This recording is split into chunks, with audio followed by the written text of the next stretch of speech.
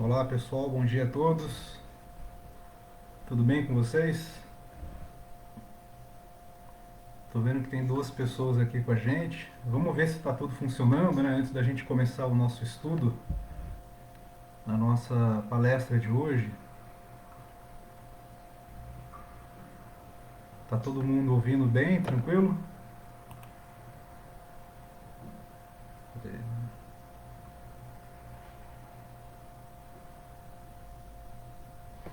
Cláudia, você tá ouvindo? Tranquilo?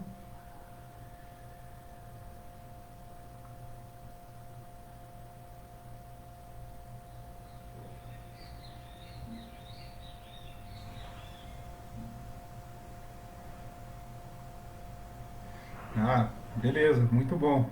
Tá. Então vamos só esperar mais alguns segundos para ver se está tudo funcionando direitinho.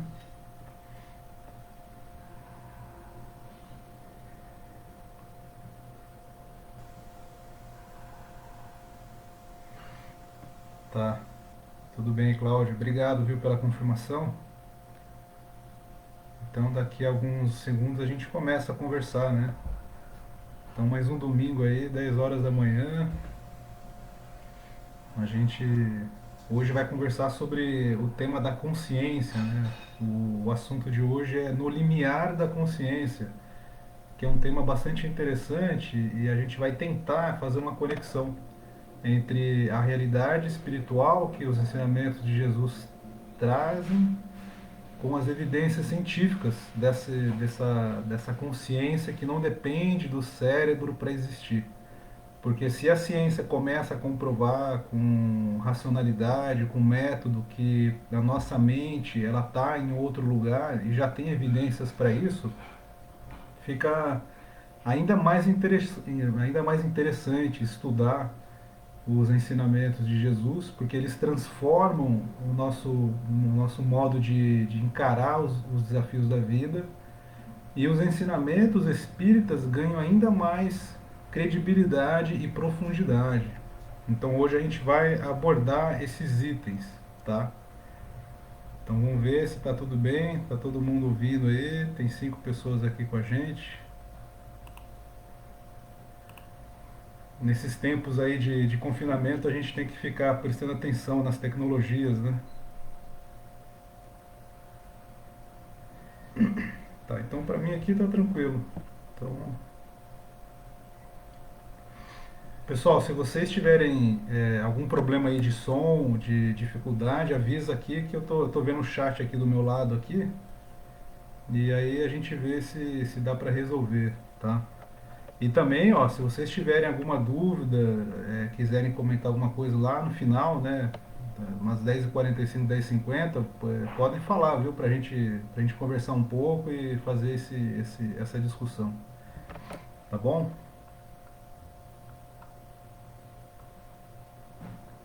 Então tá tudo funcionando. Vamos começar, pessoal. Então, bom dia a todos. Que a paz do Mestre Jesus esteja em nossos corações, que a gente possa sempre olhar para os ensinamentos do Mestre com uma preocupação de aplicabilidade.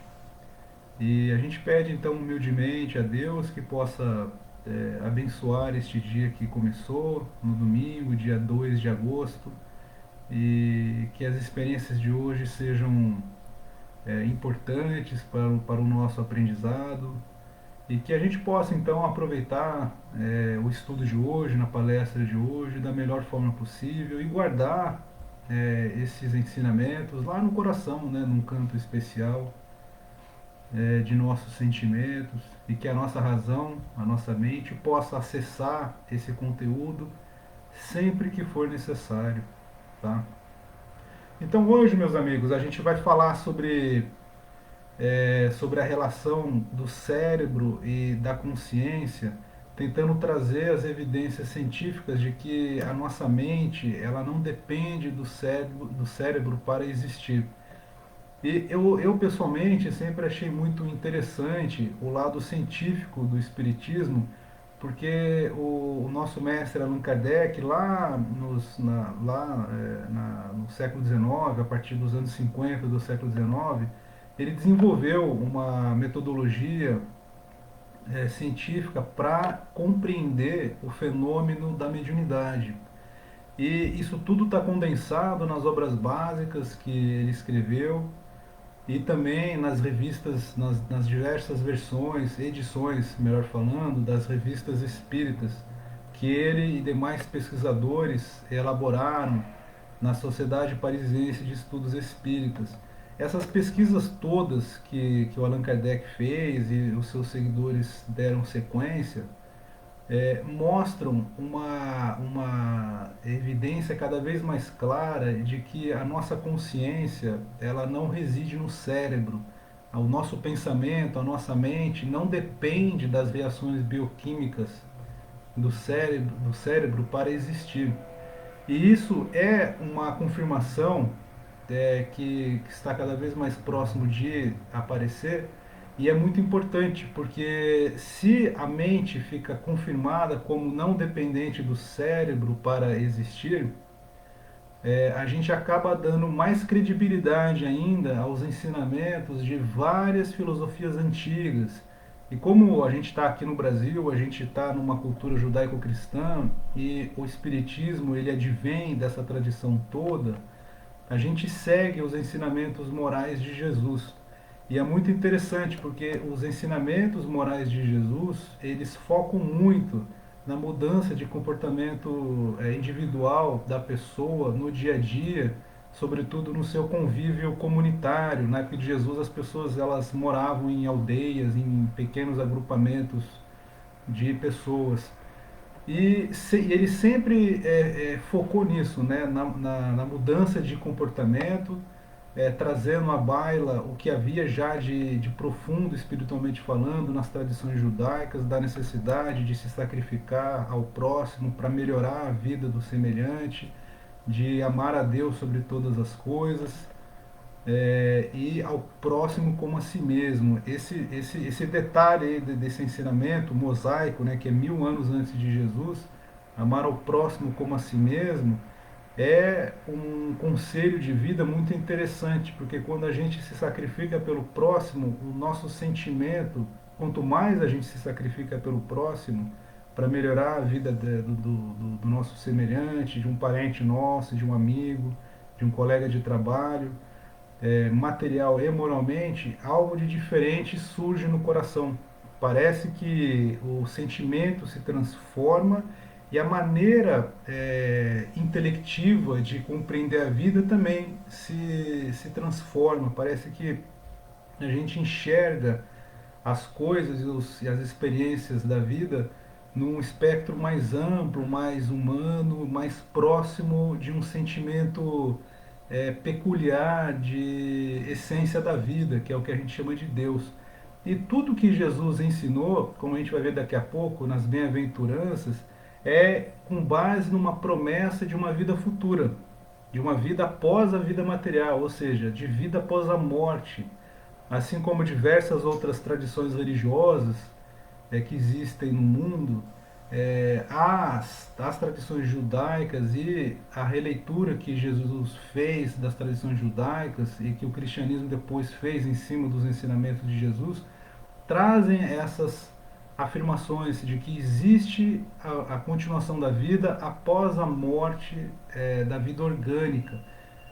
E no caso do Espiritismo, a gente vê esse esforço de Allan Kardec lá no século XIX de começar a cientificar, a aplicar um método científico em cima da compreensão do fenômeno da mediunidade. E quando a gente mergulha nos ensinamentos de Allan Kardec sobre a prática mediúnica, a gente percebe que existe uma outra dimensão em que as nossas mentes atuam depois da morte do corpo físico. Isso fica muito claro quando a gente se envolve com os trabalhos de caridade nas reuniões mediúnicas, de assistência espiritual, ou na fenomenologia como um todo da mediunidade, e que é mais compreendida quando a hipótese do mundo espiritual ela é aceita, ela é colocada na discussão. Então é muito interessante esse assunto porque a gente vai tentar relacionar, então, aspectos de evidências científicas quanto à realidade do mundo espiritual, da consciência, como o cientista chama de não local, e da profundidade da sabedoria nos ensinamentos de Jesus. Se o que Jesus ensinou não tem fundamento científico, fica solto no ar como um conjunto de ideias abstratas que não necessariamente devem ser seguidas. E a gente sabe que na prática, quando a gente se esforça para aplicar os ensinamentos de Jesus, a gente percebe que a nossa vida se transforma, né? E é muito interessante porque a hipótese da dimensão espiritual em todas as religiões, ela sempre existiu. Então hoje a gente vai tentar fazer essa ligação, trazer ainda mais credibilidade para os ensinamentos morais de Jesus, que estão condensados lá no Evangelho segundo o Espiritismo, que foi compilado por Allan Kardec, no seu trabalho grandioso lá no século XIX, e trazer então essas evidências concretas de que os seus ensinamentos, o que Jesus ensinou há 2000 anos, fazem muito sentido e vale a pena segui-los, porque a vida continua após a vida material. Então, meus amigos, a gente vai explicitar esse objetivo de valorizar ainda mais os ensinamentos de Jesus, com base nas evidências científicas. A nossa tentativa hoje é nessa direção. E a gente pode resumir os ensinamentos de Jesus em dois grandes grupos. O primeiro deles são as bem-aventuranças, e o segundo são as parábolas, as tantas parábolas que ele nos trouxe para didaticamente explicar o que é o reino de Deus, ou o reino dos céus, como os judeus falavam na época dele. Então, esse convite que Jesus faz para a transformação moral, para a transformação dos nossos sentimentos e pensamentos, é com vistas a uma vida futura que não é essa que a gente vive neste momento. E aí a gente entra no campo do pilar religioso do Espiritismo, que é o que está condensado no Evangelho segundo o Espiritismo. A gente vai falar brevemente sobre as bem-aventuranças para perceber que sem a ideia da continuação da vida, da existência do mundo espiritual, elas não fazem sentido. E aí a gente vai linkar isso mais para frente com as evidências científicas de que realmente a hipótese da continuação da vida ela é real. Ela é tão concreta quanto essa mesa que eu estou me apoiando agora e a cadeira em que vocês estão sentados neste momento. Nas bem-aventuranças, basicamente, a gente vê oito lemas. E eu vou citar cada um deles aqui para depois a gente focar em um deles, que é bem-aventurados os que têm sede e fome de justiça. Então, ó, começa lá. Ó, felizes os pobres no espírito, porque deles é o reino dos céus. Felizes os mansos, porque herdarão a terra. Felizes os aflitos, porque serão consolados. Felizes os que têm fome e sede de justiça, porque serão saciados. Felizes os misericordiosos, porque alcançarão a misericórdia. Felizes os puros de coração, porque verão a Deus. Felizes os que promovem a paz, porque serão chamados filhos de Deus. E felizes os que são perseguidos por causa da justiça, porque deles é o reino de Deus. É interessante porque nessa tradução que eu peguei aqui, eles modificaram a palavra bem-aventurados para felizes. E aí vale a pena a gente tentar entender o conceito de bem-aventurado no contexto cultural em que Jesus vivia. Essa palavra bem-aventurados,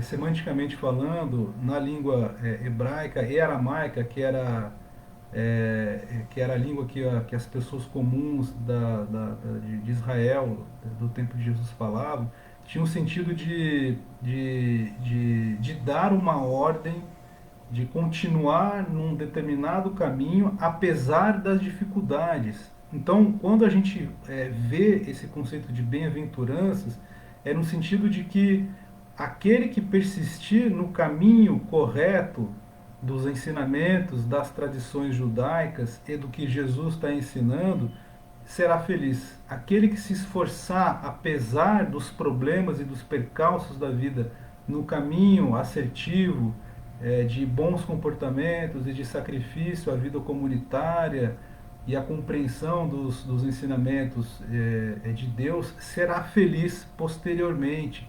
Então, é um convite que a gente vê aqui de Jesus àqueles que estão sofrendo. E é curioso porque nessas 8 bem-aventuranças, que dá para explorar cada uma delas profundamente, a gente percebe que Jesus trata do sofrimento humano. Todos eles, todos estes itens que a gente citou agora há pouco aqui, se destacam pelo fato de adentrarem na problemática do sofrimento das pessoas, do nosso cotidiano. É claro que na época de Jesus a vida era mais complicada materialmente falando, não existiam conceitos de direitos humanos, de saúde pública, de educação pública e assim por diante. E a vida era mais complicada do que hoje. E olha que hoje a gente ainda apresenta problemas, né, de convívio e na maneira de como se relacionar quanto à desigualdade social e aos problemas de ordem material que a gente enfrenta. E aí Jesus ele vem com esse resumo de 8 afirmações, sempre olhando para a vida futura.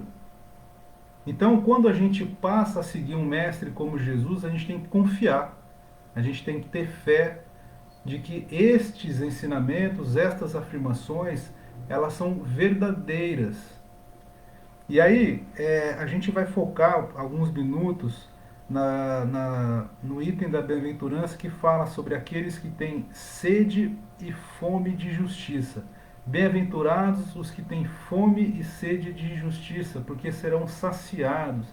A gente sabe muito bem, pelo convívio social que a gente tem no Brasil, e não só no Brasil, nos outros países também é desse jeito, que é muito difícil, não impossível, mas é difícil mudar a realidade material e financeira de uma pessoa que nasceu numa condição socioeconômica difícil, complicada. Isso era ainda mais acentuado na época de Jesus, e Jesus fala que ele faz uma promessa para aquele que tem dificuldades materiais para sobreviver na antiga província da Palestina do Império Romano, e ao mesmo tempo fala que aqueles que são perseguidos por falta de justiça em função do egoísmo e da ganância humana do Império Romano da época, serão saciados numa vida após a morte. Ou seja, Jesus está reconhecendo que os problemas humanos eles são difíceis de serem resolvidos, ainda mais naquele período. A humanidade já caminhou muito desde então, isso é um fato, e a gente hoje tem um padrão de vida melhor do que era na época, apesar dos problemas que a gente ainda enfrenta hoje em dia no campo da materialidade, da organização material da sociedade. Então Jesus aqui ele está falando o seguinte: ele está falando que sim, a vida material pode ser muito difícil, e sobretudo quando o indivíduo ele enfrenta problemas de ordem financeira, de penúria material, de dificuldade perante um sistema socioeconômico que traz fome, que traz desigualdade, e que há uma pitada muito forte de injustiça, que muitas vezes a gente sente isso na vida social, né, nos problemas humanos enfrentados no dia a dia.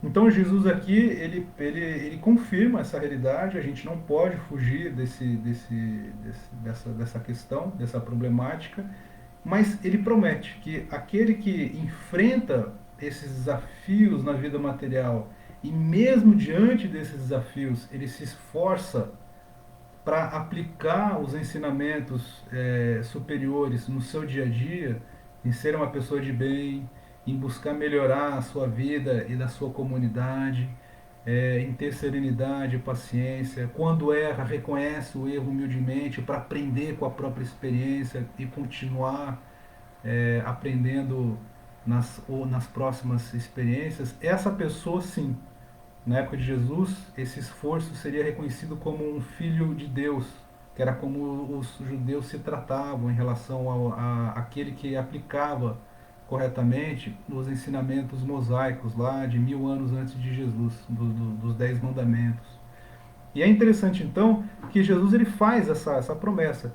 E se o mundo espiritual, se a dimensão espiritual ela não existe, essa afirmação dele não faz sentido. Essa promessa dele aqui perde coerência. E a gente vai ver daqui a pouco, com as evidências que a ciência traz, que essa realidade é muito séria, que o que Jesus ensinou e o que os espíritos trouxeram na codificação espírita tem uma profundidade e um embasamento científico bastante profundo. Um outro ponto que eu queria abordar dos ensinamentos de Jesus sobre essa questão da promessa de uma vida futura melhor, lá na dimensão espiritual, está presente. É nas parábolas que ele trouxe, na tentativa de explicar de maneira mais palpável, didática, o que é esse reino espiritual, o que é a dimensão espiritual da vida, e que poderia ser trazido, nesse caso, para o nosso cotidiano da vida material. Nas parábolas, que é na verdade uma técnica, é uma narrativa, uma técnica de comunicação antiga, que não foi criada por Jesus, a gente vê diversas delas lá no Antigo Testamento, mas que Jesus fez muito uso dessa ferramenta. A gente percebe que nela também há uma promessa de vivência, de construção de um estado de paz, de pacificação e de serenidade perante a vida, a partir do momento em que há uma relação direta do judeu da época dele, ou do cristão de hoje que segue Jesus, na aplicação dos seus ensinamentos. Então a gente vê diversas parábolas, diversos ensinamentos em que ele tenta relacionar o reino de Deus com o lado prático da vida. Então tem a parábola do bom semeador, tem a parábola do filho pródigo, tem a parábola da ovelha perdida, tem inúmeras delas. E uma delas que eu queria trazer aqui para a nossa conversa é a do credor incompassivo, que é muito interessante porque ela traz no seu contexto uma discussão dos apóstolos com Jesus sobre os erros que cometemos no dia a dia e a necessidade de se perdoar constantemente. Então Pedro está lá conversando com Jesus e pelo contexto que está registrado lá nos evangelhos, dá para perceber que há outras pessoas com eles. E Pedro ele fala o seguinte, ele pergunta a Jesus quantas vezes o meu próximo vai errar e quantas vezes deverei perdoar. E aí na sequência Jesus ele responde que as pessoas vão errar infinitas vezes e será necessário perdoar 7 vezes, 70 vezes, fazendo uma alusão de maneira bem resumida a uma crença dos hábitos e dos costumes da cultura judaica bem antigos, lá da época dos profetas até antes, em que o número 7 tinha já uma importância muito grande nessas tradições. Então Jesus ele confirma isso falando que a gente vai errar infinitas vezes e será necessário perdoar quantas vezes forem necessárias. E nessa parábola, e na sequência dessa resposta, Jesus ele conta uma parábola, ele conta uma história para tentar aprofundar essa necessidade de perdão constante.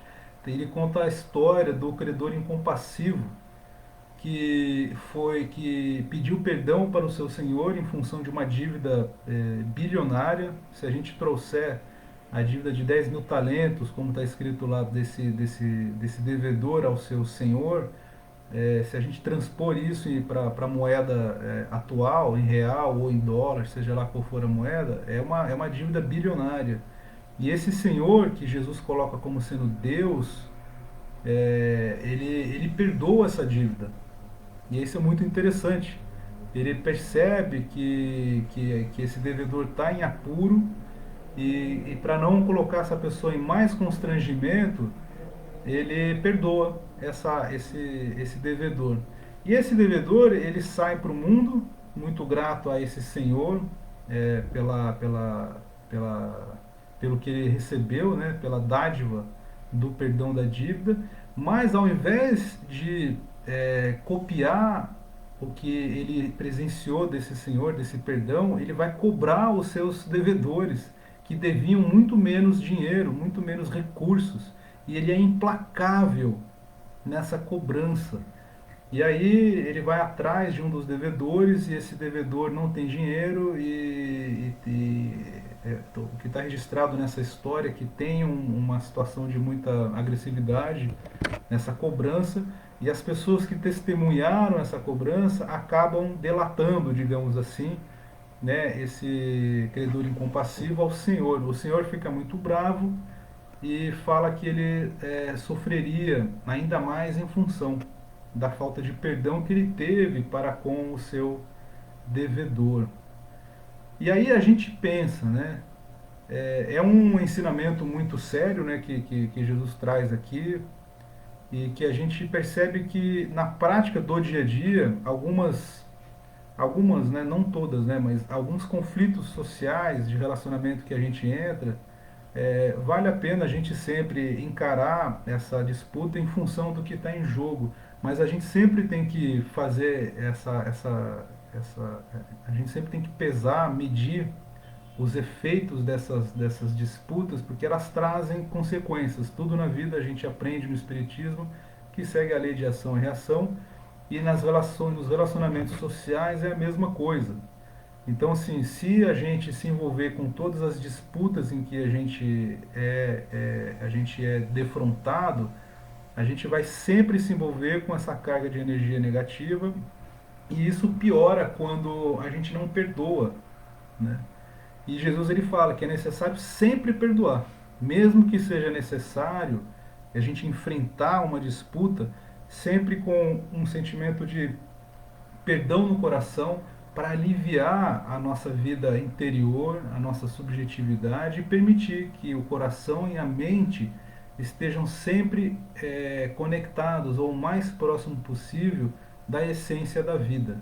Então, nessa parábola, a gente vê Jesus mais uma vez mostrando a necessidade da gente cultivar um padrão de comportamento sereno e tranquilo. E como Jesus sempre fala da vida futura, sobretudo nas bem-aventuranças, e em alguns outros trechos também, como no diálogo que ele faz com o fariseu Nicodemos sobre a reencarnação, que daqui a pouco a gente vai falar brevemente sobre ele, Jesus incentiva essa mudança de comportamento e transformação interior, ou autoiluminação interior, como os cristãos primitivos falavam, até o século IV mais ou menos. Então é bastante interessante porque nessa parábola a gente vê mais uma vez que Jesus ele incentiva uma mudança de comportamento para transformar a nossa consciência, a maneira de enxergar a vida, porque isso daqui é passageiro. Isso tudo que a gente vive nessa dimensão material da vida, daqui a pouco a gente sai dela e vai para outro lugar e tudo se transforma. Então aqui mais uma vez a gente vê esse esforço de Jesus de convidar o seu seguidor a se transformar no comportamento cotidiano, do seu relacionamento com o próximo, e permitir que esse esforço transforme a nossa consciência, a maneira de compreender a vida. E essa transformação interior, após a cessação da vida orgânica, vai para outro lugar. E é esse outro lugar, é esse reino de Deus, é esse mundo espiritual, como o Espiritismo fala, que Jesus tanto foca, que é a vida futura. E aí, um outro item interessante, antes da gente entrar na discussão das evidências científicas de que existe um mundo espiritual, de que a nossa consciência ela não depende do cérebro para existir, é o diálogo de Jesus com Nicodemos, que está lá em João, no capítulo 3.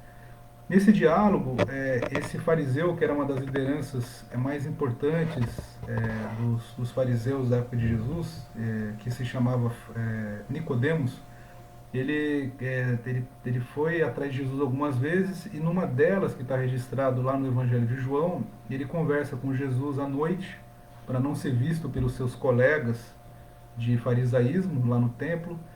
E nessa conversa, ele pergunta como adentrar no reino de Deus. E nessa conversa é interessante porque a gente vê o seguinte, eu vou ler aqui para ficar mais exato. Mestre, sabemos que vieste da parte de Deus, porque ninguém poderia fazer os sinais que tu fazes se Deus não estivesse com ele. E aí Jesus responde, ninguém pode ver o reino de Deus se não nascer de novo. E aí, na sequência dessa afirmação, que é necessário nascer de novo para entrar no reino de Deus, nesse estado de consciência transformado, pacificado em vistas de uma vida espiritual mais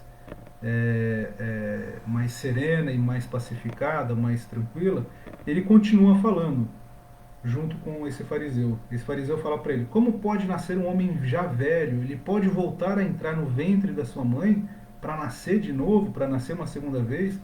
E aí Jesus, olha o que ele fala aqui, que é aqui que entra a nossa discussão. Se um homem não nasce da água e do Espírito, não pode entrar no reino de Deus. O que é nascido da carne é carne, o que é nascido do Espírito é Espírito.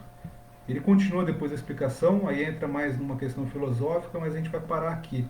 Porque é nessa resposta que ele dá que a gente vai compreender essa relação do mundo espiritual com o mundo material. Ele fala o seguinte: se um homem não nasce da água e do Espírito, não pode entrar no reino de Deus. Na tradição filosófica que os hebreus herdaram também, da influência dos filósofos gregos, a simbologia da água tinha a ver com o início da vida material. Então, na cultura da filosofia grega, eles falavam que o mundo foi criado a partir da água, que o mundo em que a gente vive, o mundo material, foi criado a partir da água. E na sequência ele fala que o que é nascido da carne é carne, o que é nascido do espírito é espírito. Então ele diferencia aqui. Existe um corpo que advém da constituição bioquímica da matéria, e existe um corpo espiritual. Para existir um corpo espiritual é necessário existir uma dimensão de onde vem essa essência que a gente chama de espírito, ou como a ciência a gente vai ver daqui a pouco, que a ciência chama de consciência ou mente. Então Jesus nesse diálogo ele confirma a lei natural de ciclos reencarnatórios, ao mesmo tempo que ele incentiva o fariseu Nicodemos a se esforçar no nascimento, num novo nascimento moral no seu dia a dia, na busca da transformação moral.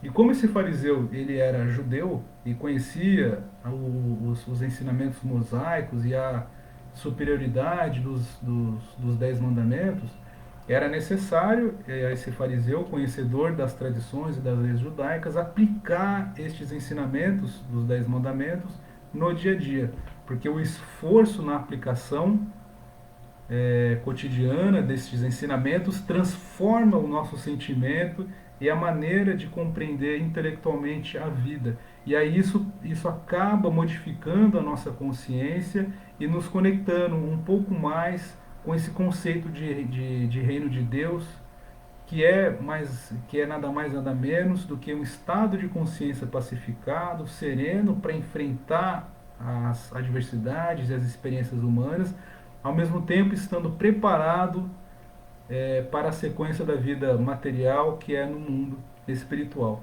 Então, esse diálogo também de Jesus com Nicodemos não faz sentido se não existir o mundo espiritual. E o Espiritismo afirma que essa dimensão espiritual existe E os trabalhos de pesquisa que Allan Kardec começou lá em 1854 em Paris vai para este caminho. A gente vai passar algumas décadas, algumas dezenas de anos aí desde Kardec para chegar nas pesquisas que estão sendo feitas nos últimos 50 anos sobre a relação da consciência e do cérebro, para agora tentar compreender as evidências científicas de que sim, a nossa mente, a nossa consciência está em outra dimensão e que ela usa, essa mente, essa consciência, usa o cérebro para se manifestar, para se expressar na dimensão material da vida. Basicamente, as pesquisas científicas que tratam desse assunto estão no campo da neurociência e elas falam da interação mente-cérebro-corpo, do transe hipnótico, que aí no transe hipnótico entra alguns assuntos de regressão de memória e de terapias de vidas passadas, que a gente não vai abordar muito aqui, mas que são interessantes porque sim confirmam a necessidade de uma outra dimensão para que haja memória, né, de outras vidas. Tem a questão do transe mediúnico, que a ciência já está pesquisando desde os anos 60 mais ou menos, e que é muito difícil explicar a particularidade da fisiologia do cérebro quando uma pessoa, quando o médium está em transe, a partir dos conceitos médicos que são tradicionais e são comumente aceitos pela ciência, ou seja, é necessário, para explicar o transe mediúnico, desenvolver uma metodologia diferente para abordar esse fenômeno. E já há, sim, pesquisadores, médicos interessados nesse tema, não só no Brasil, que começam a demonstrar que a hipótese de relação de mentes, uma delas, que é a do médium, que está acoplado a um corpo reencarnado, e a outra de uma outra mente, uma outra consciência que se encontra em outro lugar e as duas se relacionam, fica cada vez mais evidente. E o quarto item de pesquisa, que a gente vai focar mais nessa conversa, mais uns 10, 15 minutos, é sobre as experiências de quase-morte. Porque basicamente as experiências de quase-morte são evidências tão fortes que tem já pesquisadores europeus e americanos falando que é a prova científica de que a consciência, a nossa mente, reside em outro local que não é o cérebro. Então, se a mente não precisa do cérebro para existir, existe uma outra dimensão da vida, que no Espiritismo a gente chama de mundo espiritual, dimensão espiritual. Então, vamos lá. Antes da gente entrar no que a ciência fala das relações mente-cérebro, nós vamos fazer um breve resumo da interação mente-cérebro-corpo. Por quê? De maneira bem resumida, o que a ciência já descobriu é que meio segundo é muito rápido, né? Antes de uma reação bioquímica no corpo, há a vontade que se expressou, há um pensamento que foi elaborado pela pessoa. Então existe um comando anterior à reação bioquímica no corpo para permitir que essa reação de fato exista, de fato ocorra. Então, quem é que dá a ordem para que o corpo haja daquela maneira? Para liberar algum hormônio, para liberar para desencadear uma reação química que gera mal-estar ou bem-estar. A ciência já sabe que esse comando vem da mente ou da consciência, como os cientistas chamam, e esse comando ocorre mais ou menos meio segundo antes da reação bioquímica no corpo, seja no cérebro ou em alguma região do nosso corpo. Isso é importante porque começa a abrir a discussão, isso já é antigo, né? Essa descoberta já tem algumas dezenas de anos, porque abre a discussão para a filosofia. Né? Se a vontade e o pensamento anterior à reação corporal, à reação bioquímica no corpo, onde está essa vontade? De onde vem? E isso é importante porque desde o século XIX, na época de Freud, antes de Freud, era comum os pesquisadores afirmarem que, que a mente de uma pessoa, que a sua consciência é fruto da atividade bioquímica do cérebro. É como se o cérebro fosse, é como se a nossa mente fosse algo físico e oriundo de uma secreção glandular do cérebro. Isso nunca foi comprovado, é uma hipótese que nunca foi comprovada, mas mais ou menos metade dos neurocientistas ainda tem essa convicção, mas nunca foi comprovado empiricamente. Mas é uma hipótese que a gente tem que respeitar. E Freud, ele baseou muito das suas teorias em cima dessa relação entre a produção da mente a partir da atividade cerebral. E o que é interessante é que isso não corresponde às descobertas que eu acabei de falar, das últimas dezenas de anos, de que existe um comando que é dado pela mente, através da nossa vontade, do nosso pensamento, anterior à execução dessa reação bioquímica no corpo. Tá? Mas é uma ideia ainda, é uma hipótese ainda que é aceita por muitos neurocientistas, de que a nossa mente é produzida pela reação bioquímica do cérebro. Tá? É uma crença metafísica, tem alguns cientistas que falam isso. Ó, é tão metafísico quanto acreditar no mundo espiritual. Né? E no Espiritismo a gente tem essa certeza em função da experiência prática com a mediunidade e, sobretudo, do estudo sério, do estudo profundo que a gente faz nas obras básicas e quando a gente abre a mente para o que outros cientistas estão pesquisando. Aí agora a gente vai entrar para falar mais ou menos 10 minutos sobre as experiências de quase morte. O que a gente percebe nas experiências de quase morte basicamente é o seguinte: mais ou menos 20% das pessoas que sofrem uma parada cardiorrespiratória, e que voltam à vida, são ressuscitadas por meio das técnicas médicas que já estão bem adiantadas para isso, voltam à vida orgânica com uma lembrança muito viva e racional de uma experiência durante o período de ressuscitamento. É assim que se fala, eu acho, né? E isso intriga os cientistas, por quê? Porque quando uma pessoa sofre uma parada cardiorrespiratória, depois de mais ou menos 15 segundos, não há mais oxigenação suficiente no cérebro para fazer com que a nossa mente desenvolva atividade de raciocínio, de memória no córtex frontal. E aí tem pacientes que ficam durante minutos, 5, 10 minutos nesse processo de ressuscitação e o cérebro já não tem mais essa quantidade de oxigênio suficiente para desenvolver a nossa memória, o nosso raciocínio, e mesmo assim, esses 20% dos pacientes que voltam à vida orgânica, 20% relatam experiências muito vivas do que aconteceu naquela sala de atendimento médico. Muitas delas falam que estavam em cima da sala, próximo ao teto. Outras falam que começaram a caminhar pelo hospital, pelo lugar do acidente. Muitas falam que depois de ver o seu próprio corpo sendo atingido, foram para um outro lugar e viram pessoas que já morreram. Algumas falam que viram a Deus em função de um sentimento de pertencimento incondicional, de amor de fato incondicional. E isso acontece em 20% das pessoas ressuscitadas e independe da sua origem social, da sua condição socioeconômica, da sua crença religiosa, se você é ateu, se você é religioso, se você é budista, espírita, católico, seja lá o que for.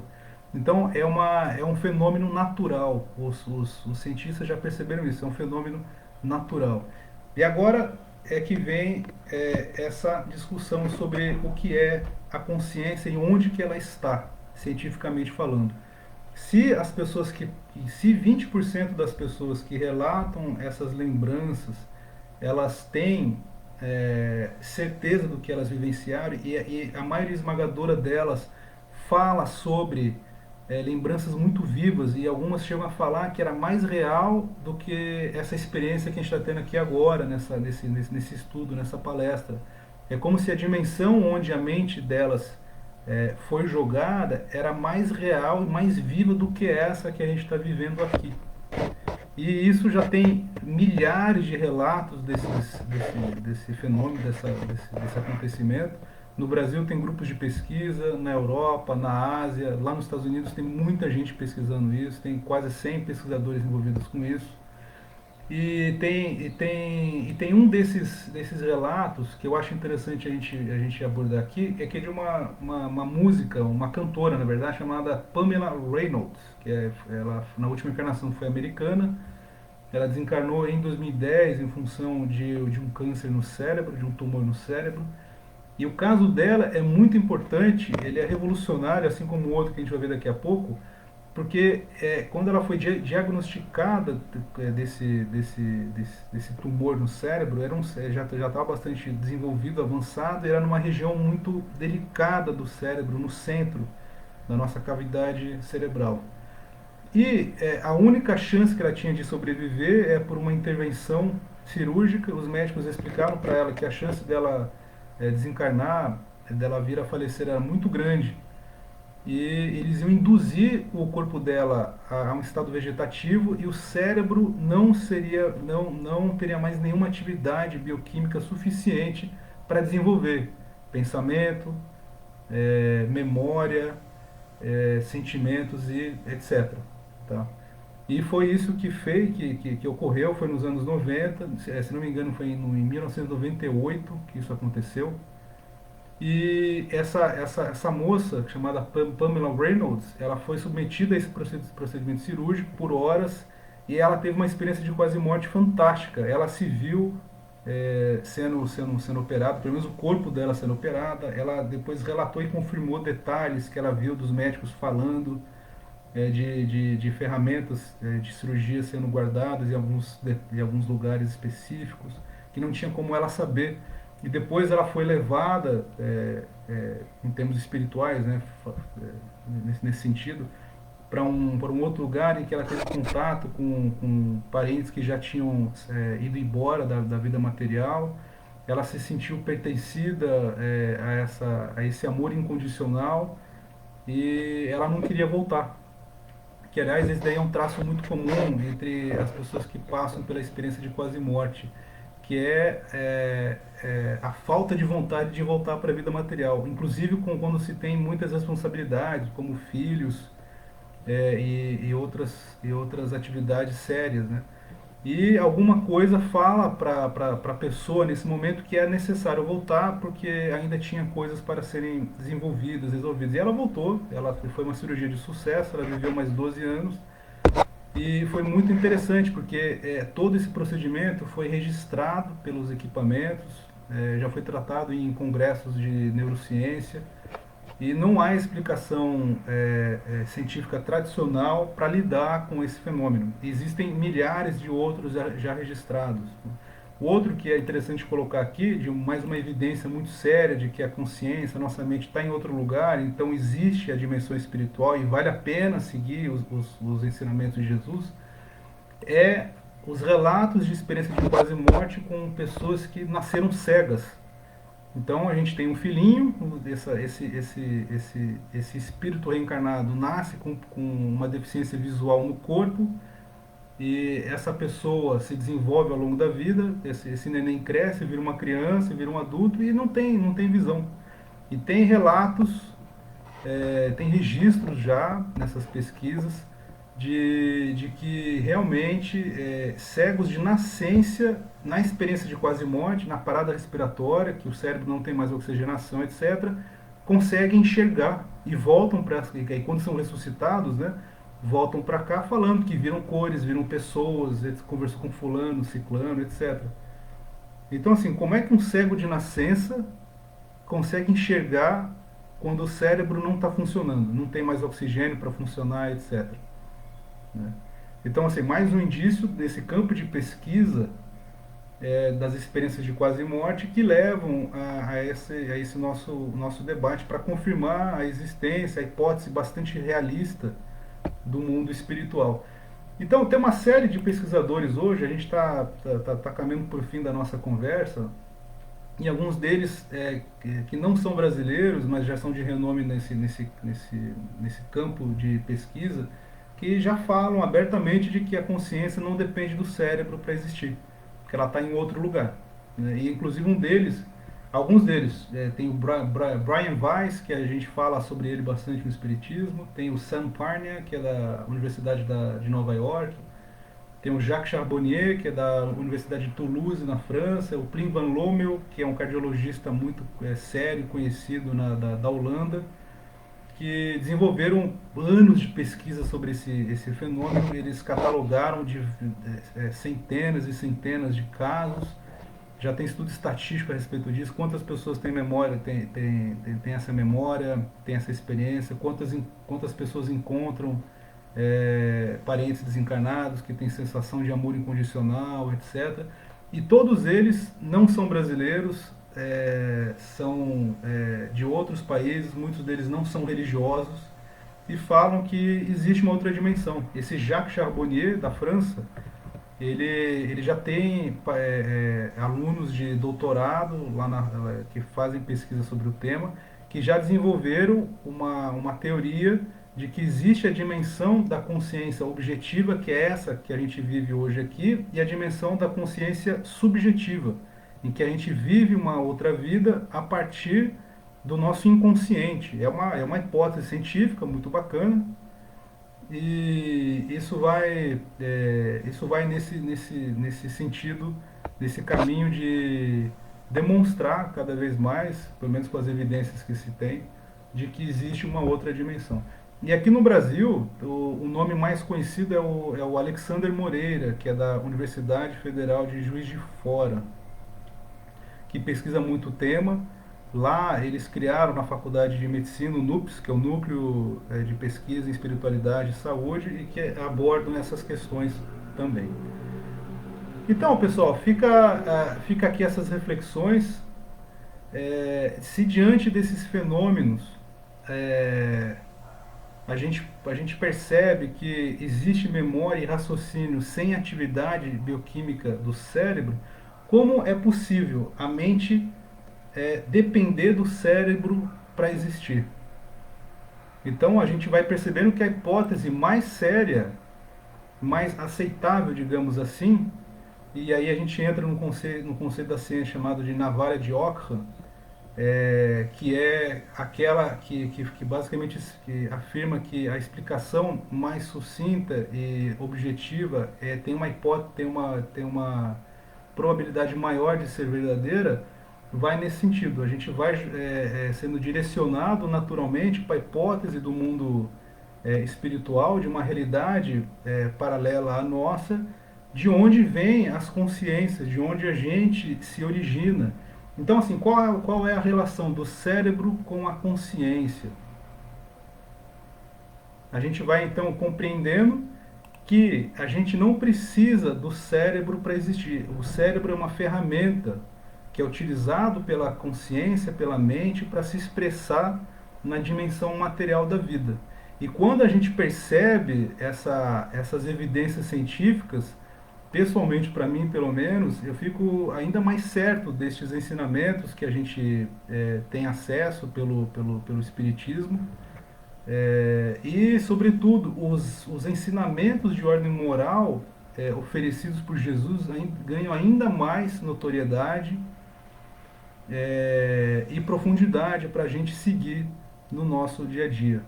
Então aqui, hoje a gente tentou fazer essa conexão entre as evidências científicas da consciência não local, como eles falam, de que a consciência está em outra dimensão, e a necessidade da gente confiar ainda mais nos ensinamentos de Jesus como ferramenta para preparar a nossa mente para a vida futura, porque essas pesquisas estão demonstrando que existe outra dimensão, que a explicação mais aceitável mais objetiva, mais racional é essa de uma dimensão paralela de onde a gente veio e para onde a gente vai. E tudo isso dentro de uma metodologia científica de pesquisa e de busca por explicações e teorias. Então é isso, pessoal. Muito bacana a gente estudar um pouco mais, a gente abordar estes temas. Eu, pessoalmente, gosto muito. Eu sempre fui atraído pela relação que o Kardec montou entre ciência, filosofia e religião. E quando a gente abre a mente para essa discussão toda e pelo que está sendo desenvolvido e descoberto, a gente percebe sim que as sugestões, que as orientações que Jesus trouxe a partir da sua sabedoria de vida acumulada por bilhões de anos fazem muito sentido e vale a pena seguir. Vale a pena a gente se esforçar no cotidiano para aplicar isso no nosso dia a dia e se esforçar nessa autoiluminação, nessa reforma íntima que o Espiritismo fala, na busca de um padrão de consciência, um padrão de sentimento, um padrão de pensamento mais elevado que transforma a nossa maneira de enxergar a vida e nos prepara para aproveitar ainda mais a vida no mundo espiritual quando a gente partir ou voltar para lá. Então é isso, pessoal. 10h56, muito bom ver todo mundo virtualmente. Eu estou vendo vocês só pelas mensagens aqui, né? E espero que todos tenham compreendido. Fica aqui esse convite, né, de pesquisar esse assunto das experiências de quase morte. Elas são muito interessantes. Tem esses 4 campos de pesquisa que eu falei, né, que é da interação mente, cérebro, corpo, o transe hipnótico, o transe mediúnico já está sendo discutido pela ciência, como que a fisiologia do cérebro explica esse fenômeno, e as EQMs, que são as experiências de quase morte ou experiências de morte clínica, como os médicos franceses chamam. Eles preferem chamar de morte clínica porque o paciente realmente ele morre e depois ele é trazido à vida de volta, à vida material. Então, pessoal, obrigado a todos, fiquem com Deus. E se vocês quiserem conversar, estou à disposição. A gente pode conversar aí pelo WhatsApp ou pelo Facebook aqui, né, mandando mensagem. E a gente se vê em breve, tá bom? Então vamos fazer uma prece aqui para encerrar. Vamos agradecer a Deus pela oportunidade que tivemos de poder estarmos aqui mais uma vez entre colegas e amigos que se esforçam tanto na construção de uma consciência diferente no nosso dia a dia. E tão importante a gente se envolver cada vez mais em boas práticas, em boas amizades. E por isso somos gratos, querido Deus. Pedimos humildemente que sua luz possa iluminar o nosso horizonte, aplainar os nossos caminhos, e que a sua graça seja abundante em nossas vidas, que possamos aproveitar cada instante das nossas experiências, aproveitarmos a sabedoria e os ensinamentos de todos os momentos, os mais difíceis e os mais felizes. E que a paz do Mestre Jesus, a sua coragem, a sua sabedoria nos acompanhe hoje e sempre. Fiquem com Deus, meus amigos, e até a próxima. Um abraço, pessoal.